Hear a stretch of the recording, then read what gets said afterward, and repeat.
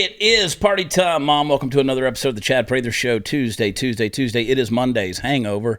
Here in the mothership, which is Studio 22, and of course the puppet master, the perfectionist Mark, and Super Mario Chris Cruz driving us into the nether regions of insanity.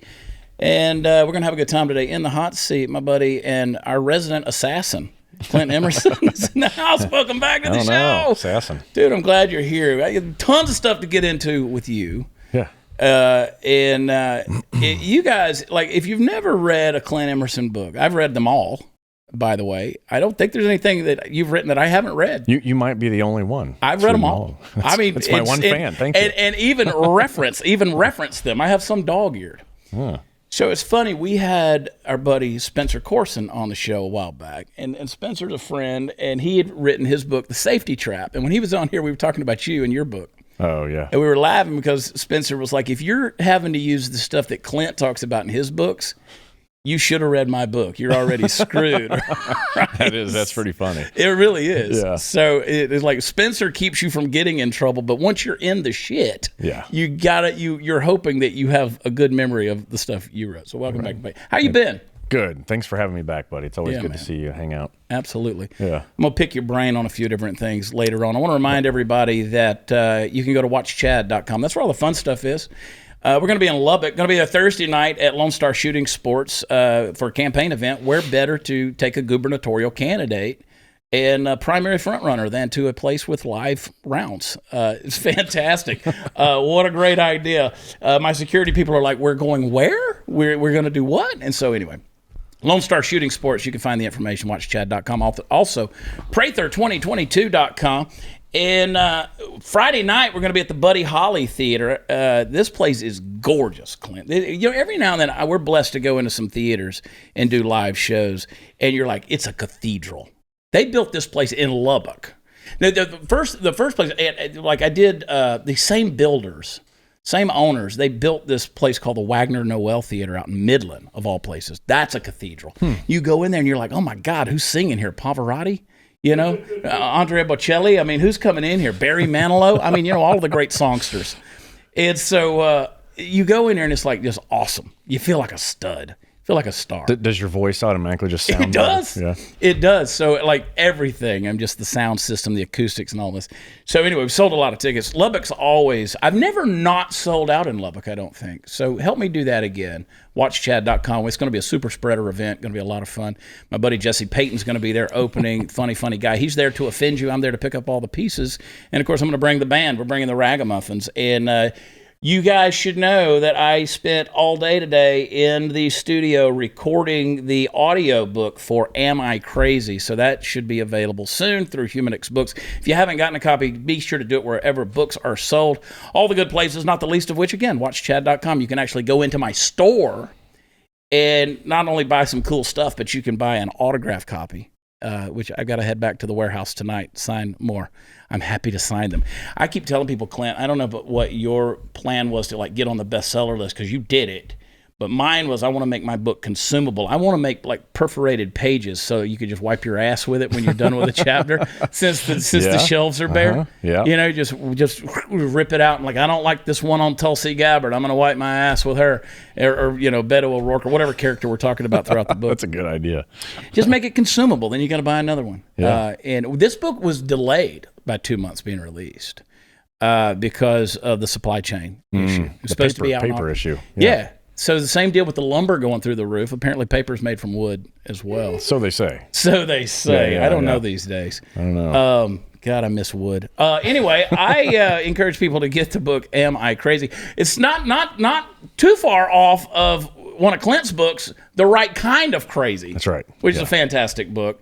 This book delves into just the insanity of the woke world. His actually makes you ponder in your mind whether or not you got the right stuff.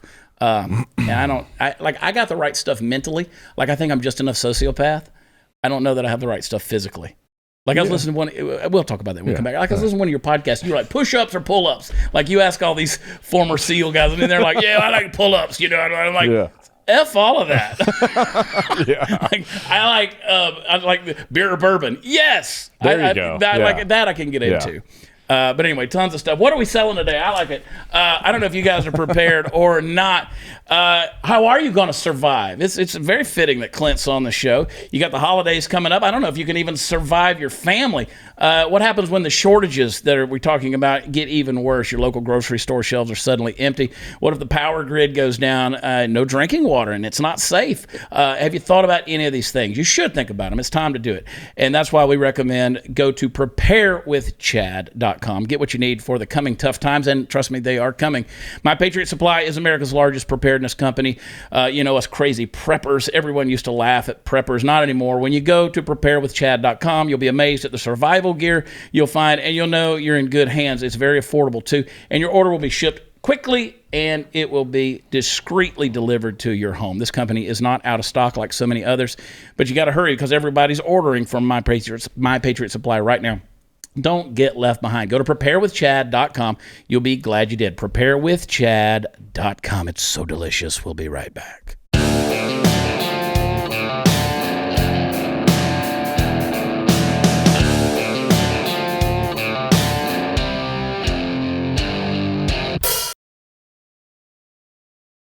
Oh, my God, Clint Emerson. Have you killed anybody lately?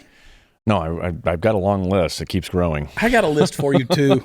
Yeah, just hand it on over. We'll get to it. So, retired SEAL.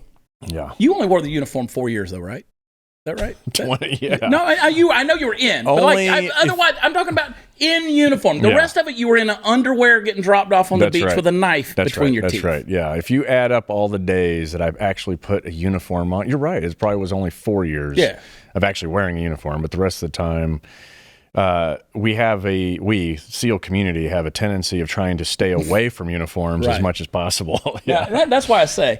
So one of my favorite Clint Emerson stories is every time, and I'm reminded of it every day because I open up the console of my truck and there's that Amtech blade that sits there. Oh yeah. And so I texted you and I said, do you like I know you're a fixed blade guy. Do you like Amtech or half-face blades? Or and you said, I tend to go with Amtech, and you were like, if I'm going to gut a human being, then that. And I was like, well, I was kind of thinking of a letter opener. Yeah. Yes. I mean, well, Bill, they're both works of art. Sure they are. But Amtech is definitely designed. And they're both always out of stock. I mean, the business is good. Yeah, because the steel industry is screwed, right? Yeah. So, I mean, that plays a big role with them. And with knives and guns, it's just difficult to get ahead right now, right? Yeah. So, yeah, I think... But I'll never forget that response. Funny to me. So your podcast, you've got, obviously, 100 Deadly Skills. You got the combat edition as well. And you got The Right Kind of Crazy. Which is God, I love telling stories from that book, and when I talk to Mike Ritland, I love picking on him about specific things that are in the book. Oh yeah, and things you had to do to Mike, and but I love so many of the illustrations are great. Like yes, I need pictures, but the illustrations are great in the 100 Deadly Skills. But you kind of translated that to the screen. You've been traveling all over the country, interviewing killers. Right. Deadly people. Yeah, so for Combat Edition, I wanted hand-to-hand. I knew I wanted blade work, handgun, rifle. I wanted all of it. And I don't claim to ever be an expert in any one thing, but I know lots of experts. But let me say, though, we're in Vegas, Mark. We're in Vegas, and we're sitting there at Guy Fieri's bar or whatever, and you're like, I'm not really a gun guy. I'm a knife guy. I've seen some pictures of and I'm like, I've never met anybody who's like, I'd rather have a blade. You scare the shit out of me. Yeah, I think a blade is a little, think about it. Would you rather be shot or stabbed to death? I mean, so if it's a bad guy, I'd rather stab him to death. I think shooting him is the easy way out. It's the easy way out. Yeah. But, and also, with all the different laws and different, philosophies on handguns, it's not that I don't carry one. I do, just like every good Texan should. But the knife, sometimes is probably going to be a better or more creative option, depending on what's going on in front of you. And as it relates to law enforcement and the night that you're going to spend in jail as soon as you pull a trigger, regardless of whether you're right or wrong, a knife is sometimes a good workaround. So, let's say you're in an active shooter situation. Like I was with my buddy Chad Myers. He's got JM4 Sports, JM4 Tactical. They make some pretty badass holsters. And he's got those active shooting scenarios that you go in there with the laser. Like he'll give you a Glock 17, Glock 19, and it's got the laser built in, and it shows a video like you're in the bank or you're in the food court. Yeah. It's pretty savage, the stuff that's there. You got to make a split-second decision. Now, it's kind of cheating because you know you're going to have to shoot something. Something's about to happen. Yeah. Right? It's not like you're at the Luby's down here getting, a fried cod and That's right. some guy comes in with an AK. But in a situation like that, you know that, like, say you're at the Walmart, active shooter happens, and you shoot the guy. Now law enforcement's coming. You just shot somebody. You kind of have to know a position to be in so that you don't get shot yourself, right? So there is things to think about. Oh, yeah. You got to think about, like, multiple people responding to one active shooter.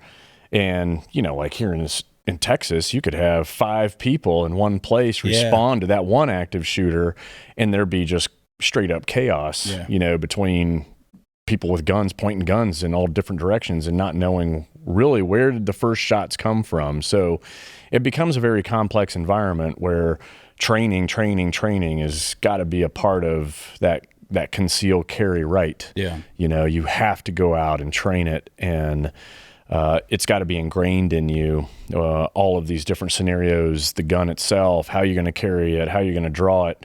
There's so much that comes with it, a lot of responsibility, but that's a great point. I mean, you've got to have protocols. The cops will tell you, like, as soon as you hear those sirens, a mile away, that's probably a good time to clear and safe your weapon and get into a non-threatening position. Like lay face down with your legs crossed and your hands spread out. I mean, I probably wouldn't go that far, but I would certainly make sure that my hand, you see the palms of my hands, right?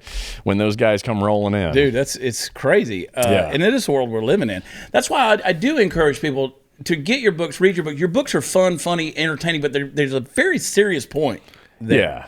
And the videos are great. Like, when you've been traveling around meeting with different folks, and you'll show clips on, like, your Instagram, but, like, there's more. Right. It's like good stuff. Yeah, I went around to all what I consider badasses. So it could be a former Delta Force guy or a SEAL Team 6 guy, but I also added in 1%ers, guys that are part of outlaw motorcycle clubs. Right. I even put the first American Ninja in there, just because if you're going to do a fighting book, you got to include, Stephen Hayes, but it's a variety of skills from different experts all put into one nice little package, So not only are you learning skills, but you're also learning about these different guys that exist around the country that you can go train with. So it almost becomes like this little reference guide of like, oh yeah, I want to train with Dom Rosso or Pat McNamara or Bill Rapier. And this is the kind of stuff they do. So you get a little taste, you get to dip your toe into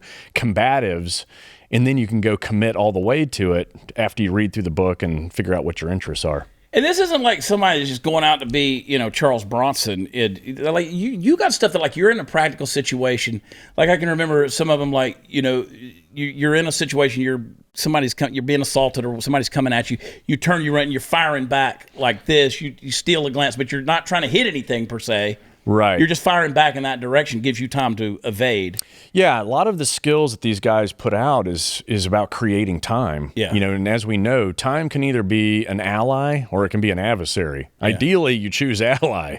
So get time on your side. And so sometimes you've got to be creative with how you respond so that you can create time. Time creates a gap. Gap creates the ability to increase your options. Yeah. And now it's not just one decision that you're looking at. As soon as you get that gap, now you've got multiple decisions. Yeah. And hopefully you pick the right one that allows you to live another day. Yeah, like when I buy my Amtech blades, they come with a practice blade. So now if I'm like, throwing my elbow into somebody and I'm drawing, or how to draw and then draw your gun at the same time, and I'm like, let's use the practice blade. Right. Yes, blue. And it's cool it's cool that he made his blades blue for a reason, because in the military, when you're training guns, training explosives, they're all painted blue, which is inert. And so every now and then, if you want to really with a new guy who just got his trident, you take his trident and you paint it blue, and then you put it back on his uniform. He's inert. Yeah. You guys, man, dude, it's a trip. And the further, like, I've been blessed. and fortunate to get to know a lot of folks in the veteran community, but specifically in special forces. It just guys that were operators, and the stories are insane. Like I never ask, like, you know, I never, but I'm like, you know, when Clint Emerson, when you go to the Spy Museum and they've got he's basically enshrined. I'm like, I don't even want to know. Like, I just want to know that you'll answer if I call you. Like, Yeah. like, hey, yeah. I might need something. Right.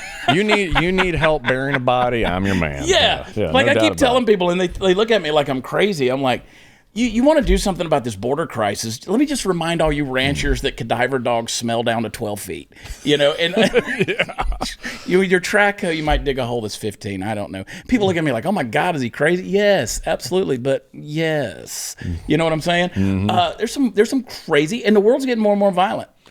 Yeah, I think Just so. people are exposed Yeah. to it, I think. Yeah, especially lately. Have you seen some of this airline fighting going on? Dude, it's insane. It's it's maybe by first class. Maybe go first. I haven't seen any fights in first class yet. No, that's because they're not mandating the masks in first class. No, these people are going, I mean, they're pulling weaves out and, you know, like fake fingernails embedded in people's skin. It's stupid. Let's go, Brandon. But I saw grown men fighting Halloween night in a neighborhood. I'm like, what is going on here? Was it Jason versus Freddy? No, they weren't even in costume. They were dressed up like drunk dads. There you go. But I mean, Halloween night, I see these two guys going at it, and then you got people trying to break it up. I'm like, it's a melee. This is crazy stuff. The podcast that I love, and like I don't listen to a lot of podcasts. Like there's some that, like, if I'm traveling somewhere, I just plug them in, drive time, or on an airplane or whatever. Yours, I listen to. Can You Survive This Podcast? Yes. Great concept, great guest, great ideas. Did you come up with that concept? No. But you thrust them into scenarios. Yeah, so the podcast had actually been around. There was another SEAL that hosted it the first season. Okay. And then, you know, somehow they came around and said, hey, do you want to host, you know, the second season? I was like, sure. But now it's turned into an ongoing thing. And the intent is how do you get people in a creative way to kind of think about different scenarios that they could find themselves in? Yeah. And no better way than do it in an entertaining kind of podcast format that throws them into being victims, forcing the victim, what I call a guest is the victim, forcing them to kind of do this decision tree of, obstacles that are actually just questions. Yeah. But then they get to kind of choose their own path, and either they survive the podcast or they don't. But the beauty really is, and the goal is that the listeners kind of get to learn these different procedures, if you will, to survive. And that's really the fun part. And I could pass the lightning around at the very beginning. I was referring to earlier, hamburger or pizza, like that. I know, I could do that kind of stuff. Then you'll start throwing, but the great thing about it is you'll have, guys on who are operators, and you'll throw some terminology around, and the average listener will be like, what the, but you explain it. Yeah. Like you talk about what that is. And you kind of, I love that because you educate the listener. Yeah, there's a lot of jargon, that comes up, no doubt about it, especially special operation guys. They throw that stuff around and forget. Yeah. So, but yeah, I enjoy that part too because it serves as a refresher for me. And the longer you're out, the less you know. But by getting in conversations on a regular basis kind of keeps you in the know and keeps you, your brain at least a little bit on fire, which is rare for me. I'm always fascinated by you dudes, man. And when I say you dudes, you know who I'm talking about. I'm always so thankful. The more I spend time with people who have done shit, been in the shit, seen the shit, wanted the shit, ran towards the shit while others were running away from the shit. There's a lot of shit out there. It's very stinky. I'm just more thankful, that somebody's willing to do that shit. You know what I'm saying? So for me, it takes on the whole thank you for your service, which sounds like an empty thing. To me, it takes on a whole other deal. When I was 18 years old, I didn't want to go do that. That was not my drive in life, and I'm thankful that somebody did, and that people were good at it, right, and the best at it. And I was on the show the other day. I did Jack Carr, our friend Jack Carr, SEAL sniper, and he was talking about. He got on TikTok. We were laughing about TikTok. His video got taken down when he was at the range shooting steel. And so he was like, gun right out of the box. shot 50, 75, and 100 yards. And I'm like, dude, like, do you get nervous? Like when the camera's on and like, okay, I'm a badass. Mm-hmm. You just took this gun out of the box. The cameras are rolling.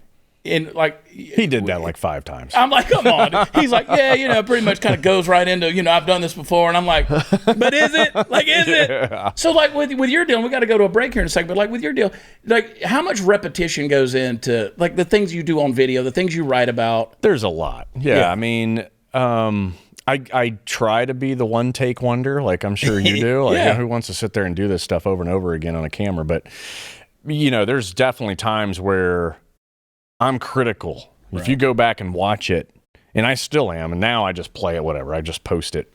But there's plenty. Like when you do stuff in super slow-mo, we're talking 1,500 frames a second type cameras, it shows every single flaw, even if you're doing it right. Yeah. You just can't avoid that part. And so when I post those, I get hammered. Yeah. Like my finger's not like exactly in the right place people want my finger to be, or my stance is a little off compared to what they think my stance should be. And people come at you with that. Oh yeah. That's like, I never post pictures of how I cooked my steak or barbecue or anything like that, because there's always the other guys like, okay, you don't have enough smoke on that. Right.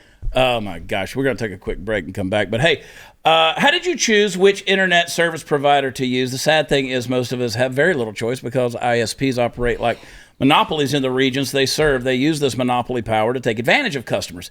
Data caps, streaming throttles, the list goes on and on. But worst of all, many ISPs log your internet activity and sell that data to other big tech companies or advertisers. To prevent ISPs from seeing my internet activity, I protect all of my devices with ExpressVPN.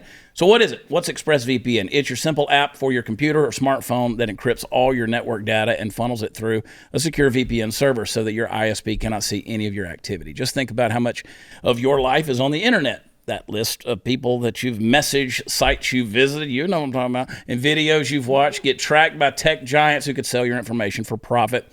That's why you got to use ExpressVPN as the best way to hide your online activity of your ISP. Just download the app, tap one button, and it's on your device, and you're protected. ExpressVPN does all this without slowing your connection. That's why it's rated #1 VPN by CNET and The Verge. So stop handing over your personal information, folks. I want you to go to ExpressVPN.com. It's the only one I trust. ExpressVPN.com/WatchChad to get 3 extra months free. Go to ExpressVPN.com/WatchChad right now and learn more. Be right back.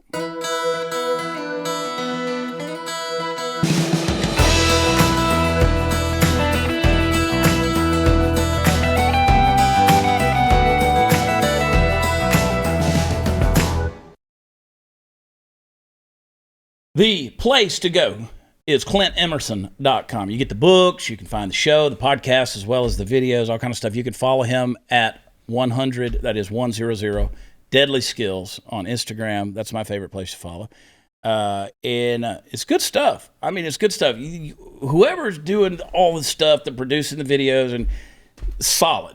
Like, it's great. Everything, that's the thing I appreciate you about when you're putting the books out as well as the videos. It's like it's done with excellence. So good job on that. Well, thank you. Yeah, it's good. It's entertaining stuff. I didn't want to, when you go to the shelf, and if anybody goes to bookstores anymore, which nobody does. I need to go see if mine's on the shelf. They tell me it is. I don't know. Yeah, it probably is, yeah. And you look at all the fighting books, or you look at survival books, it's a lot of rhetoric. It's a lot of words and information that most people either they won't retain it or it's not interesting. So the goal with most of my projects is use the least amount of words to say the most, and then fill the rest in with illustrations, right? Because we all love illustrations, how to exploded, type stuff, and you just can't go wrong with that. And so I try to keep everything in that theme. I think I told you before that like the illustrations, you have like the cartoons with the captions on there and stuff. And like I always read things on my phone or an iPad, and I would have to take screenshots and then go to the picture and blow it up so I could just see the detail that's in the pictures and the captions. It's hilarious, dude. But it's just really, really good. Well, I appreciate it, man. But I referenced it earlier, but I mean, you've got an exhibit in the Spy Museum. Or did. Yeah. Is that an ongoing thing? No, Is it come and go kind of? No, it's in there until I guess they decide I'm not cool anymore. It's so cool, dude. Yeah. Like they got a latex mask, and like how legit is that? Like when you're putting masks on, you're up to no good. You are. You're getting what we call danger close to the target when you're putting on a disguise or having to use disguise. How accurate is that stuff? Like the masks and stuff like that. Is it just passable? Like you got to throw a hoodie on? So there's ranges, I would say. There's animated and non-animated. Right. An animated mask allows, if you know the language, right? And so when your face moves, it moves, right? Where non-animated, it really is from me to you, and we're not going to be doing any talking, right? And so there's different levels, and how they build them is amazing. Crazy. In fact, the guy who built on mine is now out. He was, he was building masks for 40 plus years. Right. Heck, he'd be a great one to have on the show. That would be badass. Yeah, you need to connect. But But would it be him or would it be Tom Cruise? Yeah, you never underneath know. the latex. We don't know. You never know. Yeah. That's true. But yeah, he is. They're artists. The people that work in those shops are, the only place in the government where you'll find purple hair and mohawks and nose piercings. They are all very artsy and very good at what they do, and it's an honor to be in the Spy Museum as well. That was something that I didn't know was going to happen, and kind of came around. I was like, wow, that's pretty cool. Yeah. Dude, it's so fascinating. And I mean, people are obviously, they get caught up in the novel fiction. I like to read guys like we mentioned Jack Carr and Brad Thor, those guys. And of course, Brad Thor, he's just an author. Like he's gone to some pretty cool places because he writes about it. Been with some pretty cool people because he writes about them, but he's never done it. Right. Yeah. But I learn things like, I call it faction. And I learned that from Glenn Beck. He says not fiction is faction. You learn things from guys like that. But how far is the fiction from the truth? And some of the stuff that I've been involved in, Hollywood couldn't even come close to the creativity or the amount of just insanity that comes with some of the stuff that's out there, and that goes on every single day right now, as we speak. I think Jack, with his books, he's doing a good job bringing kind of some of that stuff to light, and the capabilities of a single man. And a lot of those capabilities reside in special operators, that's what's great about his books, because that's real, that's fact, even though it's in a fiction book. But yeah, overall, I would say that I think most people would be 100% surprised with some of the stuff that goes on that, like I said, the creativity of Hollywood won't even be able to match it. I always encourage people to read Right Kind of Crazy, just to get to the chapter about the goat. just like that. And I'm not going to give it away because you need to read the book. Yeah. It's going to tell Clint's story, and just because you do have to have the right kind of crazy, right? Yeah, of course. Like in this book, I'm making fun of stupidity. Yeah. There is a right kind of just a little bit off. To do the job. We joke about it that, most, the special operations community is made up of guys that would either be in jail or heroes. Yeah. It's just a matter of picking the right side of the line. It's like, look, Dexter, you can keep killing animals in the woods, or you can go out there and find serial killers. Yes, exactly. You're either a serial killer or you're a special operator. They're kind of the same. Yeah. But you read the book and you get into the psyche a little bit, just the mental twistings that make guys like you what you are, which to me is, and just talk about this, like, this is why this whole let's make biological females into males and biological males compete with women, and like that's where I see like you can't fake this shit. Like there's there like just to do the job that you've done. You can't just send somebody in there that's got some kind of a dysphoria going on. And I'm not putting you on the spot to politicize but just you can't, like, there's just something that's there. And at what point do we come back to reality and say, look, certain people can do certain jobs, certain people can't? That's right. It's that simple. It really is. And the selection prop. And I say that as a dude, I can't do it. Yeah. I don't want to do it. I mean, there is no make or model of a special operator. In the selection courses, the Army has several, we have several selections, and those processes work, and they work for a reason. Being cold, wet, and sandy and miserable for 6 months just isn't everybody's cup of tea, or the finish line isn't that valuable to them, and it takes a lot of passion, mental capability, and physical capability. And if you've got all three, with, passion being the biggest one, you've got to really want it. And most people just don't want it that bad, and that's why the attrition rate is where it's at. But the selections work regardless of your gender, right? They do what they're supposed to do, and they put the right people in the job. And so, and it all goes back, I think McCraven or whoever coined it, you cannot mass produce special operators. Right. You just can't. So people try to, the politicians of the world want to try and how do we get more Navy SEALs, more Green Berets, more Rangers? There's just no way to do it in a timely manner. You have to take the time and push people through a weed out process, and then the ones who deserve it will come out on the back end. Awesome. Yeah. Well, I'm glad guys like you exist, and I'm glad I have your phone number more than anything. There's a few guys out there that I really appreciate you, and I could list names, I won't, but just dudes that when I text, they text back.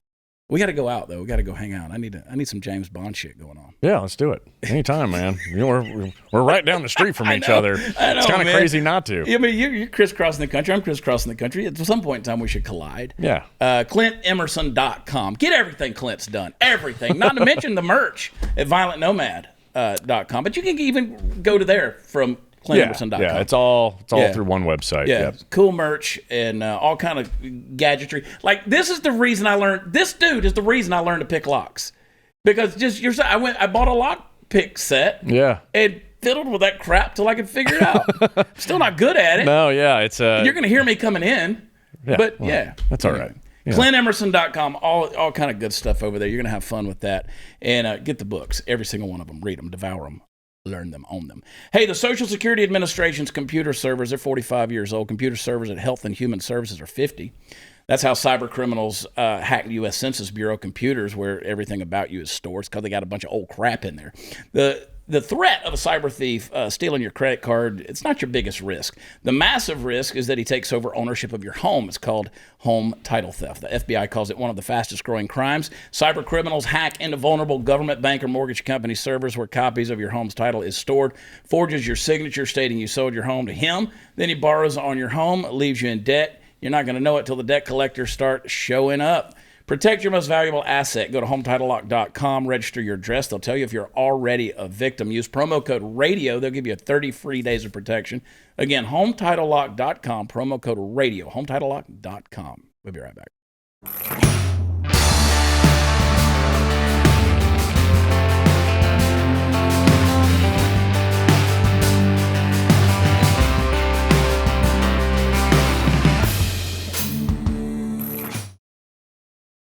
Welcome back.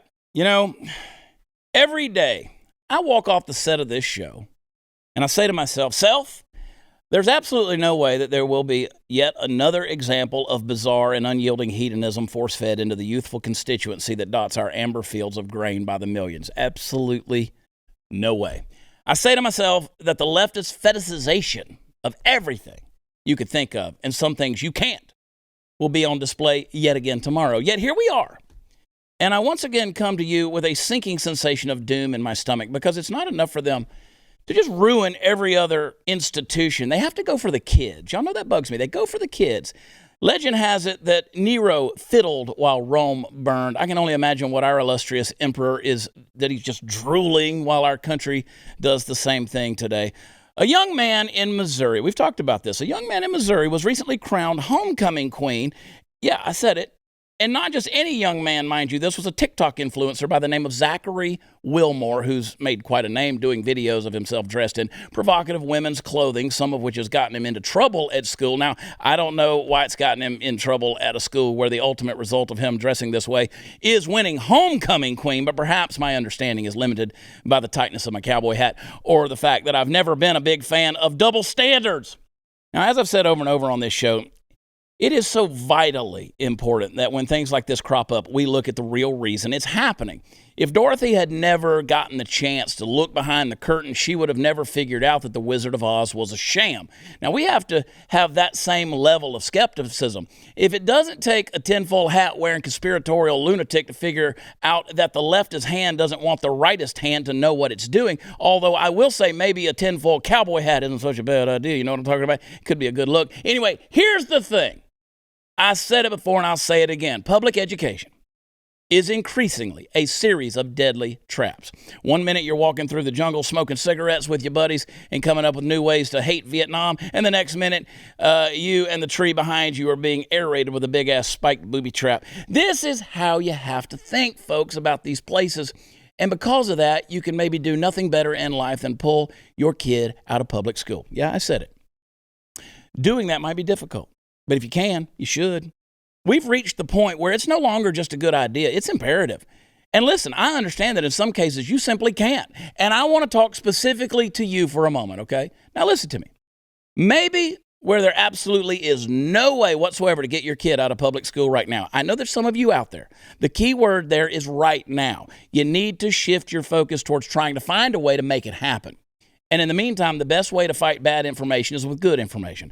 Now, maybe take an extra bit of time out of your days to talk to your kids about things like boys becoming homecoming queen. I mean, I don't need to define for you for the 100th time what's wrong with that concept. Now, do I? I don't need to lay out for you the left's plan to undermine every single value that you hold dear. And I surely don't need to tell you that they're not going to stop right here. This is a war of ideas, and we have to win it, period. End of story. So talk to your kids. They're not going to want to listen to you at first. You're a parent, and that makes you uncool. Deal with that. Now, plow on through it and get to the heart of these issues. Plant seeds of morality in your kids' hearts so that someday, if I'm really damn lucky, I can talk to myself about other things after each show. Do it for me, please. If you won't do it for me, at least do it for your kids. We had Clint Emerson in here, the epitome of masculinity. I mean, this dude, the epitome.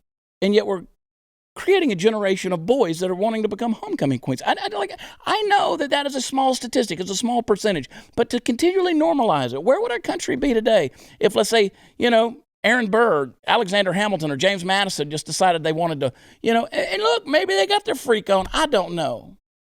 But there were further aspirations of great leadership and complex critical thinking and freedom that was on their minds, and not, whether or not their dress was going to be ankle or knee length. Folks, these are some serious issues we're dealing with, and we're going down a very deep staircase, spiraling into hell. Give your kids a sense of identity. If they don't have identity, they'll not know where they're going. They're not going to have a sense of destiny, and they'll never have a legacy to leave behind. You've heard me say that 1,000 times. The reason people are so offended by everything these days in this woke culture is because they don't know who they are. They don't have a sense of identity. That's why the biggest issues that we're talking about are things like gender and pronoun and misclassifications, because they don't know who they are. You get on there and there are all these different things. I'm this, and this. You don't have to list those things off if you have a sense of identity. Parents, that starts with you. The school system's not going to do it. It's taking it away. So I'm encouraging you folks, do what you've got to do to make this trend end. Let's give our kids a sense of identity. Woo, let me get that off my chest. I think I just did. Chris, give me a further example with a big old beautiful TikTok video. I want to see. You got it. Do it. Hi, everybody. Dear God. I have a question. What is a woman? It should be a very simple question to answer. What is a woman? Until that can be answered, how could we have a discussion about trans issues, biological women issues, things like that? Can anybody just give a definition of what a woman is? That's it. It ain't that. It ain't that. Like, it ain't that. I think I met that lady in my school cafeteria. Wow. Like, what was on her forehead? Like, is that a bruise? I'm not even going to talk about the mole. Is that not the definition of a woman? I don't think it is. Because again, I've said this over and over again. You guys have heard me say it. Like, just because you got breast augmentation or you learned where to tuck your penis in a dress, that doesn't make you a woman. That is not the definition of woman. Because to do that means you're only objectifying the physicality of being a female. That is not what a woman is made up of. I have friends that have had big bosoms. I have friends that have no boobs at all. Neither of that determines whether or not they're a woman. None of that. Because that's not how we think. That's not the essence of femininity. That's not the essence of womanhood. And you know what? I know biological women who grow better beards than that. That doesn't make them any less of a woman. So this idea that we're continually having to re-identify ourselves based on genitalia or how you feel inside subjectively, and you change whenever the wind determines another direction to blow. Like, folks, this is what I'm saying. Learn your identity. Learn who you are. Learn who you are. And I don't know how many times I could say that I truly believe, and I'll die on this hill, that we are fearfully and wonderfully made, that we are made in the image of God. He made us, male and female. And I understand there is a plethora of dysphorias and confusions that are out there. But when we continue to hammer this into the heads of our kids, you're saying, but we have to make our kids more accepting. I'm not telling you to be a judgmental prick.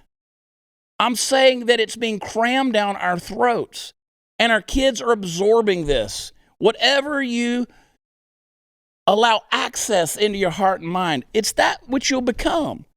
If you learn to normalize insanity, then you're going to live in an insane world, and the craziness is going to be something that you just accept rather than reject.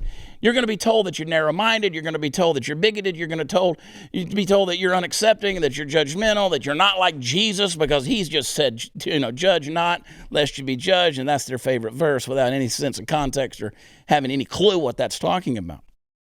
You're going to be called all kind of names. But let me tell you something. That is what happens when we classify crazy and make it normal. And by the way, when they call you those things, it's not going to affect you. You know why? Because you know who you really are. You have that sense of identity. You know your personhood. It's etched in you. It's written in your soul, built on convictions and a strong foundation that will never waver. So let them call you the names. But at the same time, we have to use our voice to call out the crazy and say, no, kids, this is not right. This is not right. Call me judgmental if you will. But folks, I believe my worldview outlasts yours. We'll see how it turns out. We'll be right back.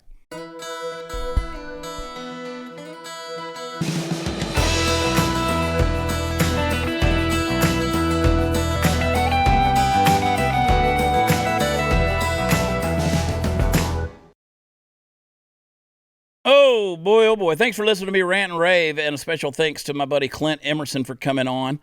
ClintEmerson.com. Check out all of his stuff. I'm serious when I say it. I've read every book, and it's really good stuff. His videos are incredible as well. Podcast is a lot of fun. Speaking of podcasts, go to where podcasts are offered, specifically Apple Podcasts. Leave us a 5-star rating. That's all we'll accept. And give us a great review. Ed Montana 406. 5 stars isn't enough. I tend to agree. Thank you for being a voice of reason in this crazy time. Watching the news makes me think I'm going crazy. Speaking of which, I can't wait to start reading your book when it gets here. Well, you can get a copy of it at watchchad.com, where all the fun stuff is. Thank you, Ed Montana. I appreciate that big old shout out. Thanks for the support. Thanks for getting the book. And I don't know, man. We're heading into these holiday seasons. I'm excited about it, actually. I'm excited about, just enjoying some of the real stuff that we should be celebrating, and maybe taking a little break. I don't know. Might even take a little vacation. I don't know. I doubt it. I don't know if I know how to do that, Mark. I don't know. But might even be big things coming up. Might be changing the set around a little bit. You never know. And might even let Party Foul Steve come back from time to time. I don't know. You hear that dude say the other day, I needed help. I was like, I might need help, but not from you. Party foul. Anyway, watchchat.com, Prather2022.com. We can use your donations, trust me. And just know that I love y'all. God bless you, and we'll see you tomorrow night for a big old hump day Wednesday. Talk to you then. Bye.